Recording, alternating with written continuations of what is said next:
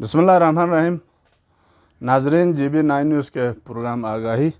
आज हमारे पास एक इंतहाई अहम शख्सियत, जानी पहचानी शख्सियत और पाकिस्तान तहरीक इंसाफ के बानी रहनुमा है और आप CM के कोऑर्डिनेटर भी रहे और गिलगित बल्तिस्तान बिलखुसूस बल्तिस्तान फिर शहर स्कर्दू के लिए आपकी काफ़ी खदमात हैं।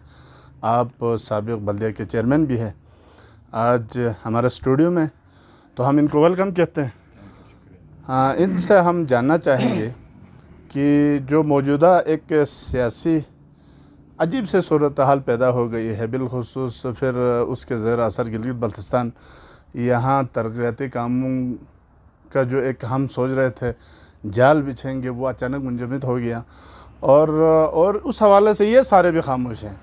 तो तक़ी साहब, आप बताएं कि ये सारा मामला क्या है और अचानक से ये जो है चेंजिंग हो गई, इसके पीछे के महरक़ात आप बताएं, और फिर जो तरक्की का जो पहिया था वो एकदम से जाम हो गई, उसकी क्या वजह है? शुक्रिया हाजी साहब, आपने मुझे मतलूब किया आपके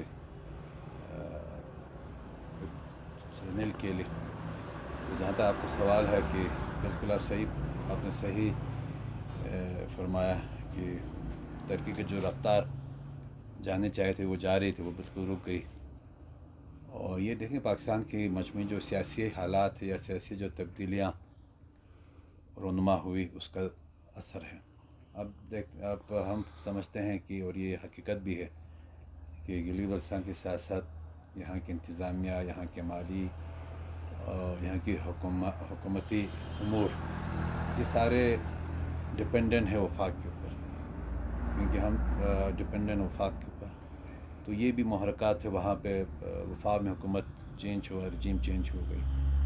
तो इसकी वजह से बजट का जो तरसील गिलगित बल्तिस्तान में होने चाहिए थे या वो नहीं हो सका, और फिर वफाक और सूबाई हुकूमत के दरमियान वो राबता कारी मजबूत नहीं हो सकी, और जिसमें मिसट्रस्ट था आपस में वफाक और सूबाई गवर्नमेंट के दरमियान। तो इस वजह से वो रफ्तार रुक गई, और इसकी वजह से यहाँ गिलगित बल्तिस्तान में भी रजीम चेंज हुआ यहाँ पे।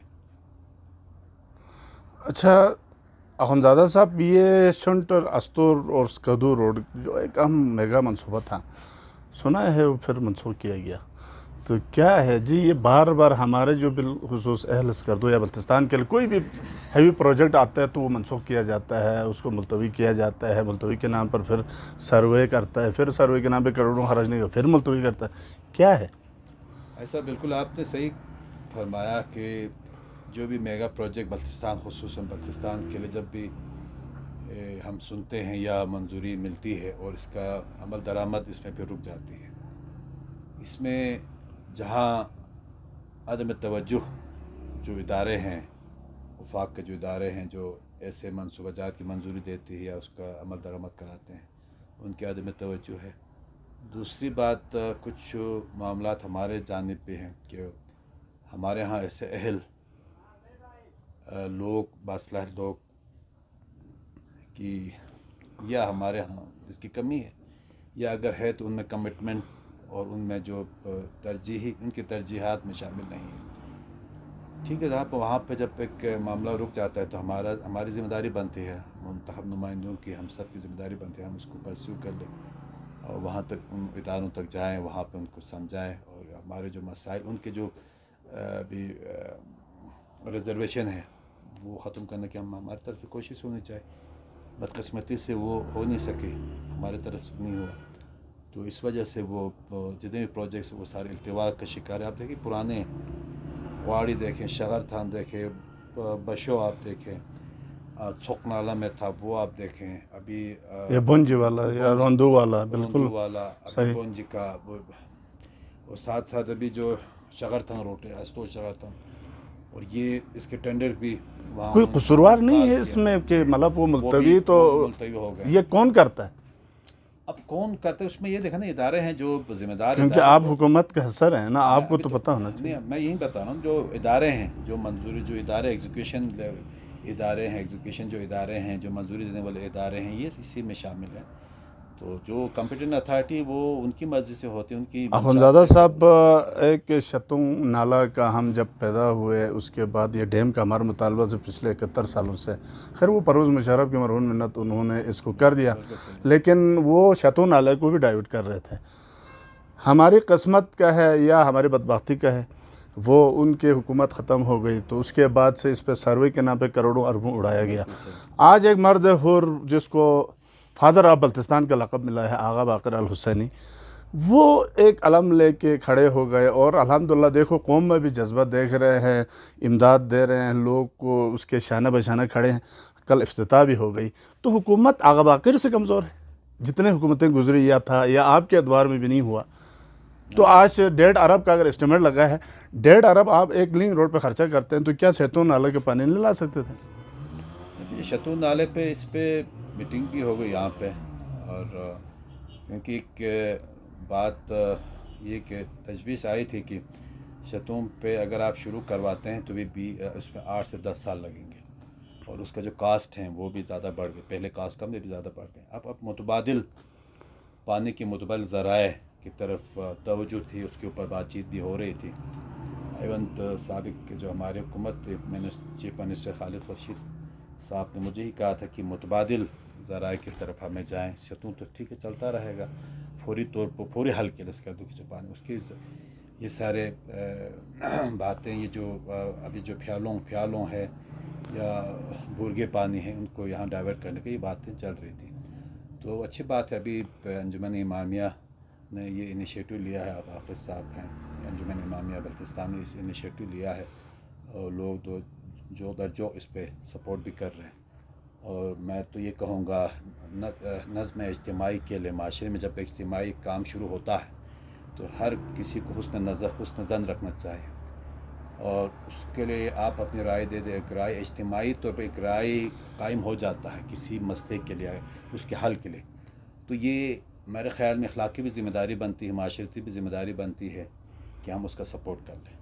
तो लोग अभी सपोर्ट कर रहे हैं इसमें, और मैं अपनी ज़ाती राय भी ये है कि हमें इस पर सपोर्ट करना चाहिए, क्योंकि ये इज्तिमाई एक मसला है। अच्छा अखुनज़ादा साहब, खैर ये चीज़ें लगा रहेगा, मतलब कोई मनसूख होगा, कोई फिर मुलतवी, कोई फिर सर्वे, कोई, ये तो हुकूमतों का लगा रहता है। ये तो एक किस्म का मैं समझता हूँ खेल है। आते हैं ग्राउंड पे, जो आवाम के जो बुनियादी हुकूक़ है, बिलखुसूस गिलबस्तान के आवाम को गंदम का मसला है, आटा नहीं मिल रहा। आपके हुकूमत ने भी बहुत बड़े दावे किए, लेकिन लोग 1-1 किलो आटे के लिए तरस गए, और आज भी यही सूरत हाल बदस्तूर जारी है। इसका क्या बुनियादी वजह क्या है कि आप लोग इसको हल नहीं कर पाते? देखिए, मैं पिछली हुकूमत में जो गंदम का इशू है, मैं तो एक ज़िम्मेदार नहीं था, ना मैं गंदम के हवाले से मेरा कोई उस महकमे से मेरे डायरेक्ट रब्ता था, ना जो उस वक़्त के ज़िम्मेदार लोग से मेरी कोई इस हवाले से जो भी मैंने चाहा उस मामले में मालूमात लेने की मुझे मालूमात फराहम नहीं की गई। लेकिन मेरी अपनी ज़ाती राय ये है कि जो सब्सिडी जो गंदम मिलता है, इसकी डिस्ट्रीब्यूशन अगर सही तरीके से कर ले, वो उसमें फिर लोगों को थोड़ा सा रिलीफ मिलेगा। दूसरी बात, जो रेट है अभी, जो जिस रेट जी मिल जी रहा है प्राइस, जी जी, तो मैं तो शुरू से कह रहा हूँ, मेरे ख्याल मैंने तकरीरों में भी कहा, हमारी बयानों में भी कहा, जहाँ भी गुफ्तगू हुई, लोगों की नशस्तें हुई, तो मैं यही कहता रहा हूँ, आपको उस पर रेट प्राइस के ऊपर तवज्जो देनी पड़ेगी, उसको ज़रा रिवाइज। अच्छा, वो तो फिर चलो रिवाइज करेंगे, रेट बढ़ाएंगे तो वो तो मसला ऑटोमेटिकल ख़त्म होगा। मैं कहता हूँ कि जिस बंदे ने इस गंदम पे नारा लगाया, इक़्तिदार हासिल की, ऐवानों में गए, वो भी खामोश हो गए। बात देखें जी, मैं आपको बता रहा हूँ ना, बातें करना, लोगों के जज्बात के मुताबिक बातें करना, अमल दरामद, ये अलग चीज़ है, ये बिल्कुल अलग चीज़ है। मैं तो कसूरवार इस हवाले से आवाम को समझता हूँ। आवाम बहकावे में आता है आपका मतलब? नहीं, हकीकत कम से कम, जो हकीकत से तो आगाह होनी चाहिए। अगर मैं ये कहूँ कि मैं जनाब आपको गंदम मुफ्त दूंगा, मैं कहाँ से दूँ? सही, कहाँ से दूँगा गंदम मुफ्त? नहीं, लेकिन आपके पास कोई तजावीज़ ऐसी हो कि इसका कोई हल बताएं गिलबस्तान का? मेरे हल तो ये है ना जी, बात ये जी, मैं तो बंग धौल में कहूँगा, उसको आपको प्राइस को आपको नज़रसानी करनी पड़ेगी, सबसे बड़ी बात है। देखिए, एक जगह पे 7,000 में गंदम मिलता है पूरी, अगर यहाँ पे 1200 पे मिलता है, क्या वो 7,000 वाले चुपचाप बैठेंगे? खुनज़ादा साहब, यहाँ पानी का बहरान हुआ, ठीक है ना, मैं आपको यही बता रहा हूँ, ठीक है ना। तो आपको उसको मैकेनिज़्म, एक स्ट्रॉन्ग मैकेनिज़्म भी हमें बनानी पड़ेगी और उसका जो रेट है, प्राइस, उस पर भी वो करना पड़ेगा। और इसके लेकिन बाद 2.5 साल में तो नहीं बने, जो मैकेनिज्म तो नहीं बना, 2.5 साल में नहीं बना सके तो फिर आप आपकी हुकूमत भी गई। मैं ये नहीं कह रहा हूँ कि नहीं बना, नहीं बना, मैं खुद कह रहा हूँ नहीं बना। क्यों नहीं बना? तो मुझे इस चीज़ का क्यों का तो आप लोग ही जवाब दे सकते हैं, हमारे पास मेरे पास भी जवाब है। मैं भी जब मैं उस जो ना दायरे में तो मैं नहीं हूँ ना, जहाँ पे फैसले होते हैं या फैसले होने के बाद या एतमाद में लिया जाए, मैं उस दायरे में तो नहीं हूँ। सर आप वो शख्सियत है जिसने खालिद खुर्शीद और फतहुल्लाह को जो है ना बबंगदर उनका हाथ मिलाया था, आप वो कर सकते हैं तो एक इस इशू पर बात ही कर सकते हैं। मैंने बात की, मेरे ख्याल में अभी उस बड़े इशू को आपने हल किया? नहीं, इशू नहीं हुआ ना, हल नहीं हो सका ना, बस वो सामने। तो आपने ले गया रैली वहाँ पे? रैली ले गया, वो जमान पार्क तो ले गया, आप कामयाबी हासिल की थी। जी चलो जहाँ भी था, लेकिन उसका कोई फ़ायदा नहीं हुआ ना, मैंने मिलवाया तो उसका रिजल्ट तो नहीं। अच्छा, एंड में आपसे एक क्वेश्चन करूँगा कि पाक फ़ौज है, पाक फ़ौज पे तनकीद ज़्यादा होती है आपकी पार्टी की तरफ से, आप कहाँ पे खड़े हैं, तनकीद वालों में या उनके साथ कुछ? देखिए जी, मेरे एक देखे ना, मैं लिखता भी रहा हूँ, बोलता भी रहा हूँ। मैं कहता हूँ पाक फ़ौज का जो इदारा है उसमें बहुत से तनकीद हो भी जाती है, और ज़ाहिर बात है अपने इदारे हैं, शिकायत अपनों से होती है। लेकिन मेरी राय है, मैं पाक फ़ौज को बाइंडिंग फोर्स समझता हूँ। अगर पाकिस्तान के जितने भी यूनिट अगर ये इस वक्त जुड़े हुए हैं, वो उसका पाक फ़ौज को वो जो मैं क्रेडिट देता हूँ, मैं पाक फ़ौज को क्रेडिट मैं दे देता हूँ। ज़बरदस्त। बाकी बहुत से हवालों में ठीक है, हर इंसान को शिकायतें होती है, आप अपने दायरे अख्तियार में रहें। दायरे अख्तियार में दायरा हर बंदे की एक जॉब डिस्क्रिप्शन होता है। सही। अब कुछ लोग उसको कहते हैं जी ये बहुत ज़्यादा आपने इनहराफ किया। लोगों के हर बंदे के देखने की ज़ाविया निगाह, नुक्ता निगाह अलग होता है। तो मैं पाक फ़ौज की बाइंडिंग फोर्स समझता हूँ पाकिस्तान का, और ये मैं बिल्कुल दिल की बिल्कुल ईमानदारी से मैं कहता हूँ।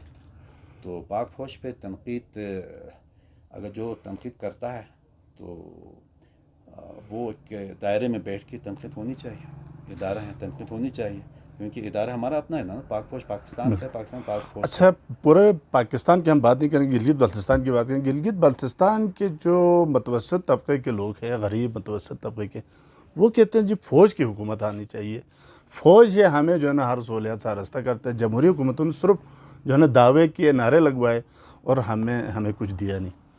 खैर पता नहीं ये पैमाना आपने किस लेवल पे आपने तय किया कि मुतवसत तबका फ़ौज की हुकूमत आनी चाहिए। फ़ौज जो है ना, अपनी फ़ौज की भी हुकूमत रही है ना, अयूब खान की हुकूमत रही, ज़िया उल हक साहब की हुकूमत तो स्टेबल था, जिनकी हुकूमत रही उनमें तरक्की हुई है। नहीं स्टेबल, अब उस पर भी जो है ना, ये भी जो है ना, ये जो अभी जो आप कह कम से कम लोग खुशहाल थे, गरीब को हर चीज़ मिल रहा था। ये तो हकीकत है। तो स्वाद भी नहीं मिल रही थी, किधर मिलती थी। देखो जी, मुशर्रफ के दौर में 18 रुपये की चीनी था, 22 रुपये का डालडा था, 22 रुपये डालडा था, 18 रुपये का चीनी, 45 रुपये का पेट्रोल था। और आपको क्या चाहिए, जो बुनियादी ज़रूरत की चीज़ें वो तो थी। मैं था ना अभी और तरक्की का आप अगर देखें तो क्या से क्या किया था। नहीं, मैं तरक्की की बात करूँ, तरक्की बिल्कुल फ़ौज के दौर में तरक्की, गिलगित-बल्तिस्तान में तरक्की हुई, लेकिन जमहूरी हुकूमतें कुछ और।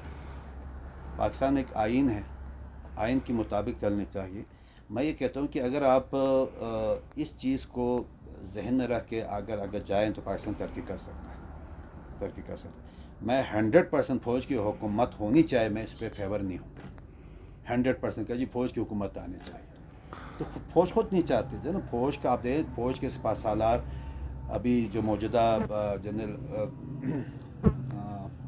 आसिम मुनीर साहब, जी मुनीर साहब हो गए या पहले भी, उन्होंने कहा जी कि सियासत से हमारा कोई ताल्लुक नहीं। फ़ौज खुद नहीं, आप क्यों फ़ौज को घसीट के हुकूमत उसमें हुकूमत में डालते? जब फ़ौज कहते हैं जी हम उसको फ़ौज को बैठ के हम सिविल गवर्नमेंट का सपोर्ट करना है, अगर ये नज़रिया है फ़ौज का, तो हमें इसको दाद देनी चाहिए, उसको हमें अप्रिशिएट करना चाहिए, ना जाए कि फ़ौज को घसीट के हम उसमें सियासत। अच्छा अखुंज़ादा साहब, पब्लिक का डिमांड है मतलब वफाक के साथ इलेक्शन हो गिलगित बल्तिस्तान का, तो आप कहाँ पे खड़े हैं, आपका क्या मुतालबा है इस हवाले से? मैं इस मुतालबे में हक़ में नहीं हूँ।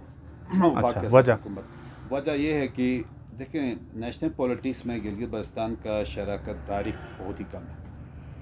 मैं आपको बताता हूँ, हमें नेशनल जो लीडरशिप है, मीडिया है, उसका 5 साल में 1 महीना की हमें तवज्जो मिलती है। अभी देखें कि वफा में इलेक्शन होता है, वफा में जिसकी हुकूमत बनती है उसकी कोशिश होती है कि गिलगित बल्तिस्तान इलेक्शन वो भी